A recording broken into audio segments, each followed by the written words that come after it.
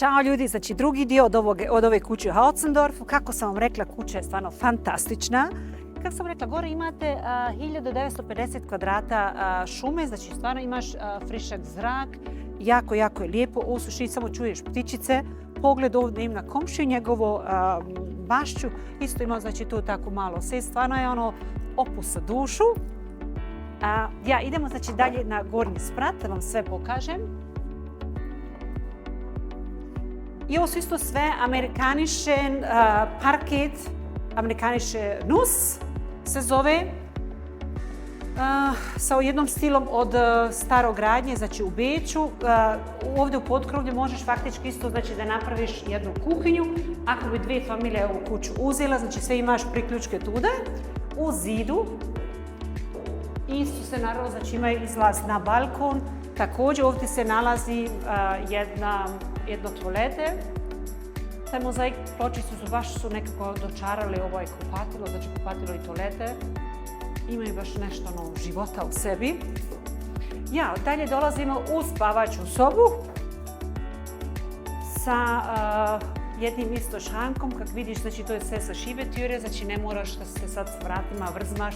Svaki je prostor dobro izrađen. Ovaj gornji dio 2009. godine kompletno novo urađen. Imaš ovdje izlazak za mali balkon. Imaš uz kuću isto kapor i za auto parking ispred kuće. Znači možeš sa 2 auta bez problema da staneš, da parkiraš.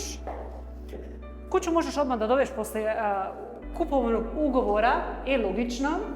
Ovdje spavaš sa pogledom na drveće, znači na šumu. Naravno, znači da se kompletno možeš da se opustiš od stresa, od svega, znači što se dešava oko nas. Također ovdje se nalazi isto jedna garderoba sa tim isto staklenim vratima.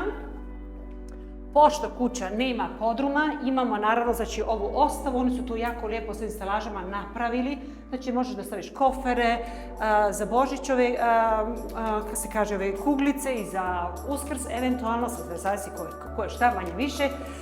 Znači imamo sve zajedno 250 kvadrata stambenog prostora, kuća je 2009. kompletno, znači gornji dio je urađen novi, dole je znači kompletno sve sanirano i urađeno, podno grejanje, luftverme pumpe, imaš i ove električne dišatare, znači da ti nije vruća. Klimu alagu možeš znači da napraviš ako sad to želiš, to isto nikakav problem nije. U Hautsendorf, to ti je od Beča, otprilike 30 km, imaš 400 metara do Schnellbana, prodavnica ti isto tu, vrtići, škole, sve. Javi nas se sa kod Klasan Apart Immobilien.